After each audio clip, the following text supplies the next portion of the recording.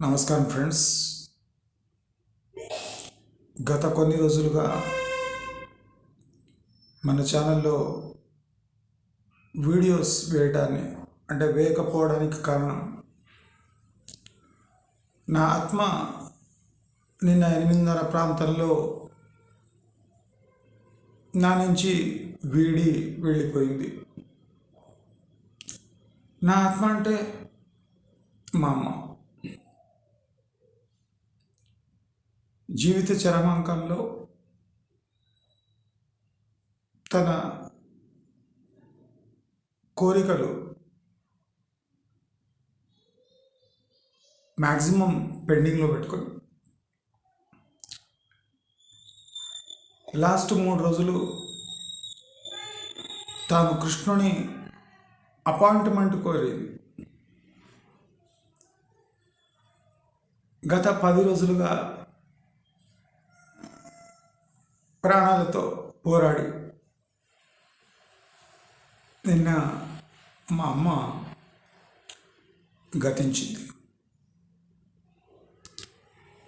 గతించి నాకు జీవిత పాఠం నేర్పింది.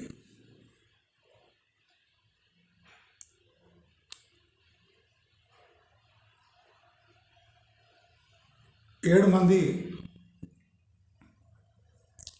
పిల్లలున్న కుటుంబంలో జన్మించిన మా అమ్మ గతిస్తే ఎవరు రాలేదు.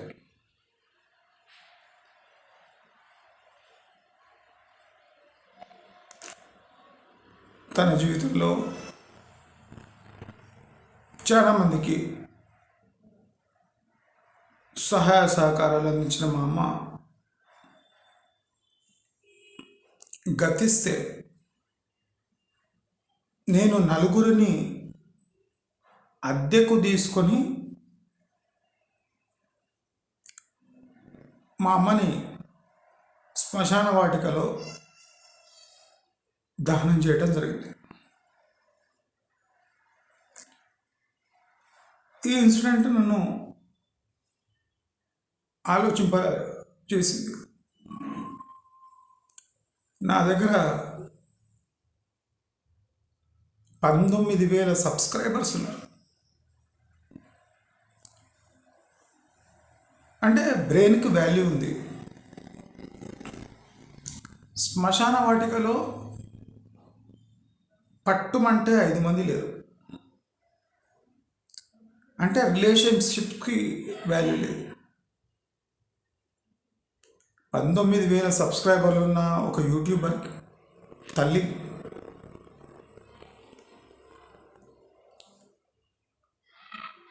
శవం అనామకులు మోయాల్సి వచ్చింది.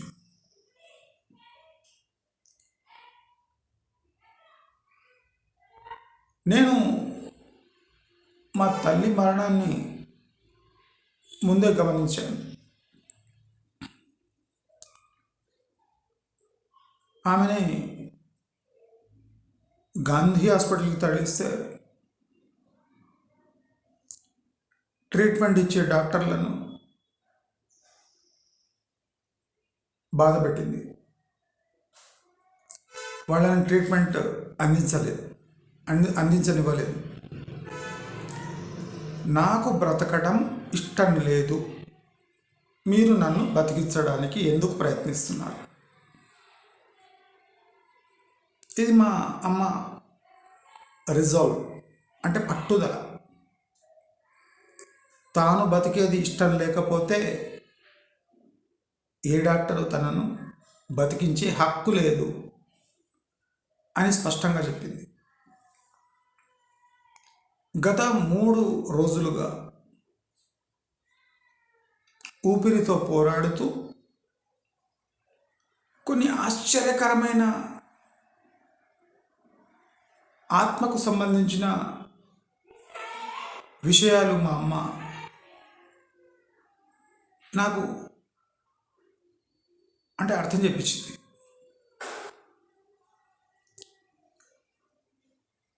మాట ఇక మాట్లాడదు అనే స్టేజ్కి వచ్చిన మా అమ్మ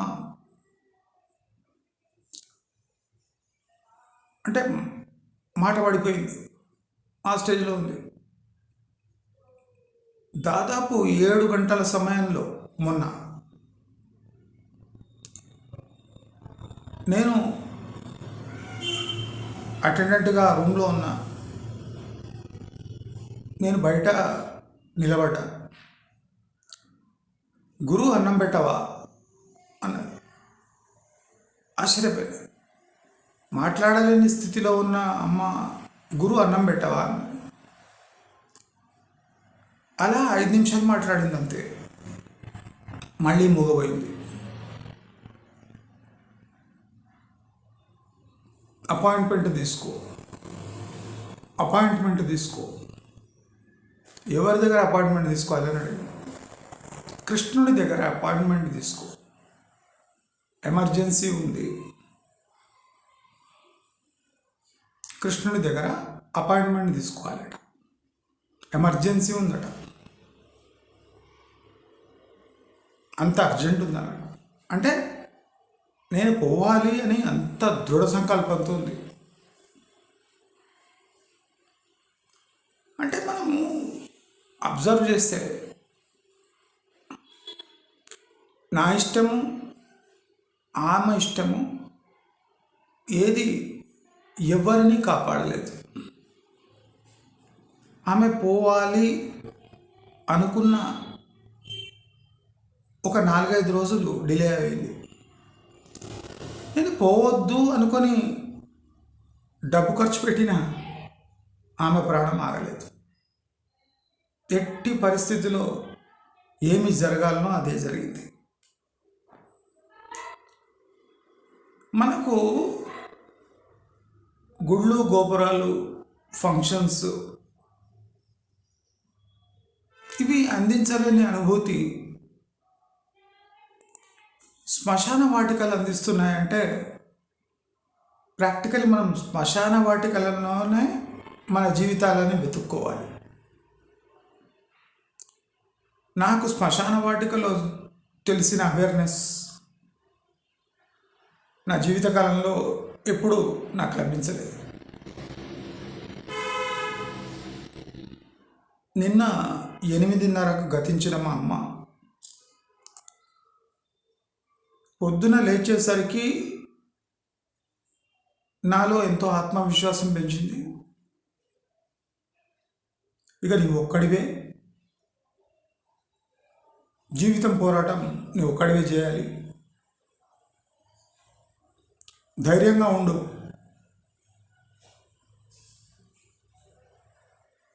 అనే ఒక పాఠం శ్మశాన వాటికలో మా అమ్మ నేర్పింది.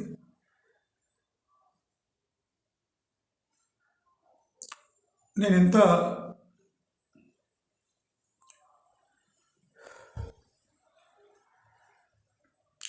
గట్టివాడిగా నటించిన నా ఆత్మ శుతిమెత్తదని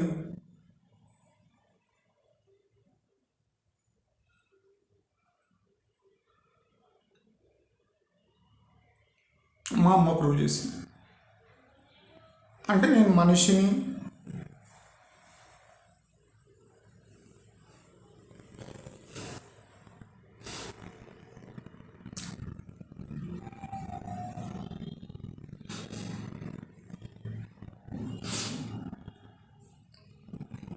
అని ప్రూవ్ చేస్తుంది.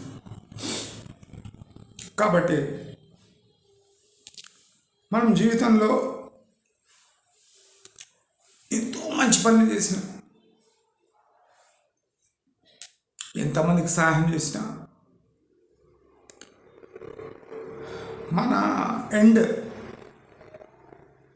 ఎలా ఉంటుందో మనం గెస్ చేయలేము. మనం రియల్ ఎస్టేట్లో ఫ్యూచర్ గురించి ఆలోచిస్తాం. 10 years 20 years. నాకేమనిపిస్తుందంటే ఫ్యూచర్ గురించి సీరియస్గా అంచనాలు వేయద్దు, లైట్గా ఉండాలి అంచనాలు. అయితే అయింది, లేకపోతే లేదు. కానీ రాబోయే నెక్స్ట్ డే గురించి ఖచ్చితమైన అంచనాలు ఉండాలి. ప్రాక్టికలీ మా అమ్మ వెళ్ళిపోతుందని నేను 2-3 రోజులుగా ప్లాన్ చేస్తున్నాను. అంటే క్లియర్ కట్ ఎస్టిమేషన్స్ వస్తున్నాయి. మనము ప్రాణాలని కాపాడుకోవడానికి మనం ట్రై చేస్తున్నామే, కానీ ఆ ప్రాణాల యొక్క యూటిలిటీ అంటే రోజువారీగా బతుకుతుంటే దాని యొక్క సారాన్ని మనం గమనిస్తలేము. మనం పాలసీలు తీసుకుంటున్నాం, ఇన్సూరెన్స్ చేపించుకుంటున్నాం, అంటే ఊపిరి నిలబెట్టుకోవడానికి ప్రయత్నాలు చేస్తున్నాం. 20 ఏళ్ల తర్వాత ధనవంతులుగా ఎలా కావాలో ప్లాన్ చేస్తున్నాం. కానీ ఈ ఊపిరి వెనుక ఉన్న అర్థాన్ని మనం గమనిస్తలేము. శ్మశాన వాటికలో సుదీర్ఘంగా అంటే సమాజంలో కొనసాగిన మా అమ్మ ఫ్రెండ్స్, రిలేటివ్స్, కానీ లాస్ట్కి శ్మశాన వాటికలో దాని సారం తెలిసింది. అంటే మనకు తెలియదని కాదు, తెలుసు, మన తప్పు ఉందని కాదు, లేదు, అయినా జీవితంలో ఇలాంటివి జరుగుతూ ఉంటాయి. నేను ఎన్నిసార్లు మీకు చెప్తా, సొంత ఇంటి కళ నెరవేర్చుకోవాలి అనే పెద్ద నినాదం ఉంది. సొంత ఇల్లు అంటే కోట్ల వ్యవహారం. నేను ఈ ప్రాబ్లంని కూడా నిన్న సాల్వ్ చేసిన. మా ఇంటికి నేను రెంట్ ఇల్లు కనుక మా తల్లి డెడ్ బాడీ నేను ఇంటికి రాకుండా ప్లాన్ చేసిన. మనమంతా ప్రాబ్లం కావద్దు, మనం చస్తే ప్రాబ్లం కావద్దు, బాడీని ఎవరు అలో చేస్తారో లేదా అని ఇల్లు కొనడానికి ట్రై చేస్తాం. అది పెద్ద మిస్టేక్. నేను ప్రాక్టికలీ ఈ ప్రాబ్లం సాల్వ్ చేసిన. మా అమ్మ 8:30కి మరణించింది. అక్కడ రూల్ ఏమంటే హాఫ్ అన్ అవర్, 1 అవర్, 2 అవర్స్లో బాడీ షిఫ్ట్ అయిపోవాలి బయట. ఇల్లు రెంట్కుంది. 8:30 సమయము అప్పుడు దాన సంస్కారాలు జరగవు. ఏం చేయాలి? మరణం అయితే మన టైం లేదు, ఎప్పుడంటే అప్పుడు 8:30కి మరణించింది. ఏం చేయాలి? నేను ఫ్రీజర్ బాక్స్లో బాడీని అంబులెన్స్లో పెట్టేసి రాత్రంతా పొద్దున శ్మశాన వాటికకు తరలించిన. దాదాపు 8-10 వేలు ఖర్చు అయింది. ఇవాళ పొద్దున మా అమ్మని సాగనింపడం జరిగింది. అంటే మనం ఆ 8-10 వేల కోసం కోట్లు ఖరీదు చేసే ఇల్లుని భయపడి కొంటున్నాం. మీరంతా ఆశ్చర్యపోతుండొచ్చు, ఇంత క్రైసిస్ టైంలో కూడా నేను ఇంత ఎట్లా ఆలోచిస్తాను. ఇప్పుడు చూడండి, నా ప్రాబ్లం ఎట్లా సాల్వ్ అయిపోయిందంటే, మా రెంట్ ఇంట్లో నేను శవాన్ని దేవకుండా 8,000 ఖర్చు పెట్టి దహన సంస్కారాలు రెస్పెక్ట్ఫుల్లీ పూర్తి చేసుకున్నా. రెస్పెక్ట్ఫుల్లీ అంటే ఎట్లా? మోయడానికి జనాలు లేకపోతే నలుగురిని రెంట్కు తీసుకొని మనము ఏండ్లకు రిలేటివ్స్ని మెయింటైన్ చేస్తాం. ఛాయలు, టిఫిన్లు, బిర్యానీలు, మందు పార్టీలు. అంటే మనను నలుగురు మోయడానికి మనము 40 ఏళ్ళు వీళ్ళని మోస్తాం. సింపుల్. ఒక మనిషికి 1000 రూపాయలు ఇస్తే నలుగురు మోసిండ్రు. నలుగురు నిబద్ధతతో మోసిండ్రు. 1000 రూపాయలు తీసుకున్నారు కనుక నిబద్ధతతో మోసిండ్రు. మనవాళ్ళు తిట్టుకుంటూ మోస్తారు, బరువు అంటారు. మళ్ళీ బాగా స్ట్రాంగ్ ఉన్నారు.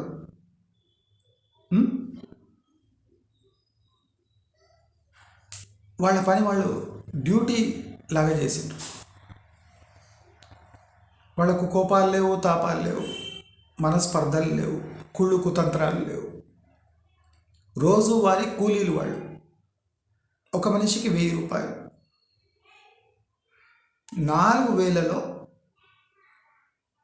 మా రిలేటివ్స్ ప్రభావాన్ని నేను తగ్గించగలిగాను. నాకు తెలియని 4 మనుషులు 4000 తీసుకొని మా అమ్మని మోసి దహన సంస్కారాలు పూర్తయ్యే వరకు అక్కడ ఉండి వెళ్ళిపోయారు. మీరు ఇమాజిన్ చేయండి, ఏళ్ళ మన రిలేటివ్స్ని మేపుతాం మనం. వాళ్ళు లాస్ట్కి వస్తారో లేదో కూడా తెలియదు, మా అమ్మతో జరిగినట్టు. అయితే ఏం చేయాలి అంటే, మనము ఫ్యూచర్ కోసం ఎంత పిచ్చి పిచ్చిగా ఆరాటపడతాం. నేను ప్రాక్టికల్గా మీ అందరికి చెప్తే మీరు ప్రాక్టికల్ కాదంటారు. నేను ప్రాక్టికల్గా చేసిన. నాది రెంట్ ఇల్లు, దాంట్లో బాడీ దేవకుండా 8-10 వేలు పెట్టి ఫ్రీజర్లో పెట్టి దహన సంస్కారాలు 4 మందిని 4000 ఇచ్చి పూర్తి చేసుకున్నా. అంటే 10 + 4 14,000లో ఎలాంటి బేషిజాలు లేకుండా, ఎలాంటి ఆధారపడకుండా, ఎవరిపై ఆధారపడకుండా 14,000లో నేను మా అమ్మని సాగదింపడం జరిగింది. అంటే నేను నంబర్స్ మాట్లాడుతున్నానని జోక్ అనుకోకండి. నేను చాలా సీరియస్ ఇష్యూ మీ అందరికీ హైలైట్ చేస్తున్నాను. మనం ఏళ్ళు రిలేటివ్స్ మోపినా వాళ్ళు అంటే లక్షలు ఖర్చు పెట్టి వీళ్ళకు శారీ ఫంక్షన్లకు, బర్త్డేలకు వీళ్ళకి తీసుకుపోయినా వీళ్ళు ఏ ఇంటెన్షన్తో చావుకొస్తారు అనే డౌట్. వాళ్ళకన్నా 1000 రూపాయలు ఒక పర్సన్ నలుగురిని పెడితే 4,000లో నిబద్ధతతో ఆ పని చేసే వ్యక్తులు లభిస్తున్నారు. అంటే ఎవరికి లేరు నేను చెప్తున్నాను. అంటే భయపడుతున్నారు. సొంత ఇల్లు లేకపోతే, సొంత ఇంటి కళ. ఎందుకు అంటే మాకు బాడీ కూడా ఉండనిస్తారు. ఎందుకు కావాలి బాడీ? మా అమ్మ ఆత్మ వీడినప్పుడు అది బొక్కలు శవం యొక్క కుప్ప. బొక్కలు శవం దీని యొక్క కుప్ప, మాంసం యొక్క కుప్ప. ఆత్మ పైన ఏముంటుంది బాడీలో? కుళ్ళిపోతుంటుంది. మనం ముద్దు కూడా పెట్టుకోలేము. చాలా ఇష్టమైన వ్యక్తిని కూడా ముద్దు పెట్టుకోలేము. అంటే మీరు చాలామంది నన్ను క్రూరంగా చూస్తుండొచ్చు. కాదండి, మీరే ఆలోచించండి. మనము ఈ 14,000 రూపాయలు ఖర్చు పెట్టడానికి మనం 14 లక్షలు ఖర్చు పెడతాం. మళ్ళీ దాంట్లో గ్యారంటీ ఏం లేదు. ప్రేమ ఒరిజినల్ అని ఏం లేదు. ప్రేమ ఒరిజినల్గా లభిస్తుందని ఏం లేదు. నేను చెప్పేది ఒకటే, ఏది చాలా లాంగ్ టర్మ్ ప్లాన్ చేసుకోకండి. షార్ట్ టర్మ్ థింగ్స్ని గ్రహించండి. దేనికి గ్యారంటీ లేదు. మనం ప్రయత్నించిన కొన్ని మాత్రమే సక్సెస్ అవుతాయి. మనం ఒకటి ఆలోచించుకోవాలి, మన శ్వాస వల్ల చుట్టుముట్టు ఉన్న జనాలను మనం ప్రభావితం చేయగలమా? మన బతుకు యొక్క సారమేమి? ఇప్పుడు కృష్ణుడు ఉన్నాడు, కర్మ చేయి ఫలాలు ఆశించకు అని. ఇవాళ అదే జరిగింది. కర్మ చేసినా ఫలాలు లభించలేదు. ఏం చేయలేము మనం. కర్మని మనము రిజల్ట్స్తో పోల్చలేము. కర్మలు మంచి మనసుతో చేయాలి, మరిచిపోవాలి.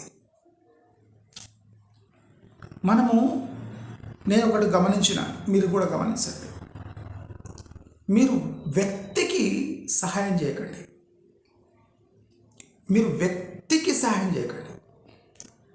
సమాజాన్ని అంటే ఇన్ఫ్లుయెన్స్ చేసే పని చేయండి. అంటే ఒక మనిషికి సహాయం, ఇట్లా ఒక మనిషిని పట్టుకొని సహాయం చేయకండి. టోటల్ సమాజంలో మీ యొక్క ప్రభావాన్ని వదిలేండి. 1000 మందిలో 10 మంది స్పందిస్తారు.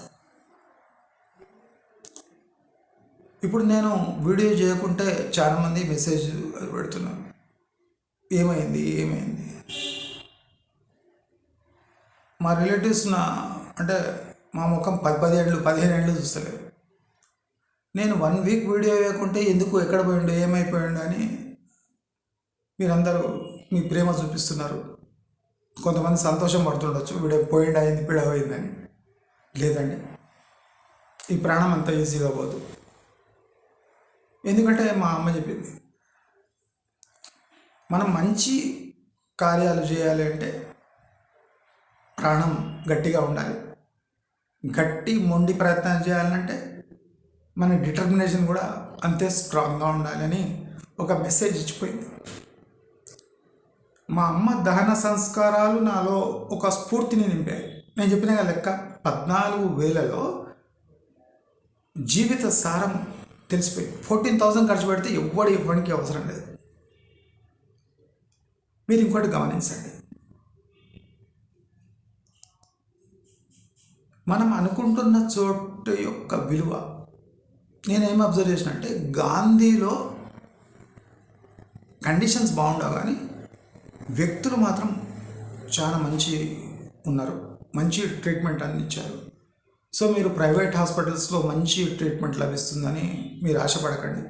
గవర్నమెంట్లో కూడా మంచి ట్రీట్మెంటే లభిస్తుంది, అన్ని టెస్ట్ ఫ్రీ. కాబట్టి మన పర్స్పెక్టివ్, మన పర్సెప్షన్ని చేంజ్ చేసుకోవాల్సిన అవసరం ఎంతైనా ఉంది. నేను ఇంకా శేషకాలం మా అమ్మని మిస్ చేస్తూ, నన్ను నేను ఓదార్చుకుంటూ, సమాజానికి కావాల్సిన మంచి విషయాలను అందించాలి అని పట్టుదల ఇంకా పెరిగింది. వివిధ రంగాల గురించి మాట్లాడాలనే పట్టుదల ఇంకా పెరిగింది. జీవితం గుణపాఠం నేర్పే కన్నా ముందు మన జీవితాన్ని మనం గెస్ చేసి కరెక్ట్ చేసుకోవాలి.